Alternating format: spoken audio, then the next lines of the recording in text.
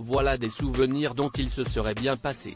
Ce jeudi 17 novembre, alors que la saison 5 de The Crown vient de sortir et fait déjà scandale outre-Manche, Patrick Jefferson, un ancien secrétaire de la princesse Diana, a décidé de régler ses comptes avec le roi Charles grâce à un podcast très populaire dans lequel il a raconté tous ses souvenirs de cette période où il était dans les petits secrets du palais.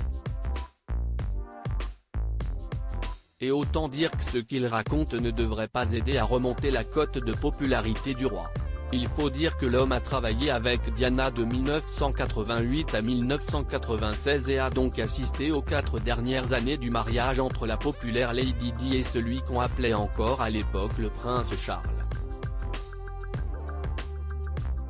Les pires années, entre la jeune femme à peine trentenaire et déjà mère de William et Harry, nés en 1982 et 1984, et son mari, ouvertement amoureux de Camilla Parker Bowles, devenue sa femme en 2005.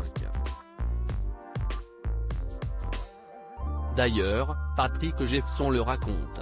Au fur et à mesure des années d'infidélité de Charles, Diana avait fini par s'endurcir, supportant les mensonges du personnel du palais pour le couvrir.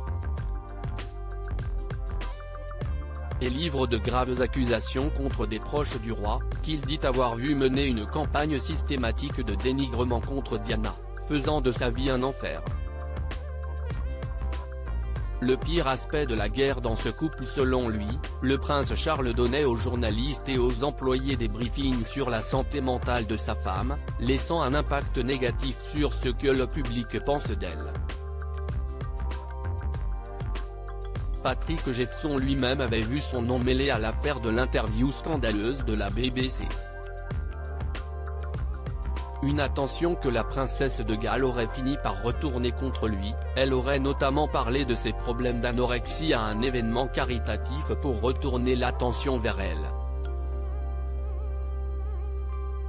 Frustré qu'il soit désormais accepté par tout le monde que Diana souffrait de problèmes mentaux, Patrick Jefferson voudrait rétablir sa vérité. Pour lui, la mère de William et Harry se serait en effet montrée au contraire incroyablement forte sous la pression de la famille royale et l'attention des médias. Considérant la vie qu'elle a eue, considérant la pression qu'elle a endurée, elle n'était pas seulement saine mentalement, elle possédait également une capacité folle pour rétablir la normalité dans les situations les plus extrêmes, explique-t-il au sujet de la jeune femme qui avait fini par divorcer du prince Charles et qui avait retrouvé l'amour avec le milliardaire Dodi Al-Fayed, lui aussi mort dans l'accident sous le pont de l'Alma. En tout cas, sa conclusion est sans appel, les gens qui répandent les rumeurs sur Diana sont en grande majorité des hommes, qui veulent défendre un autre homme en attaquant une femme. La princesse avec qui j'ai travaillé pendant 8 ans était parfaitement saine d'esprit, drôle et intelligente.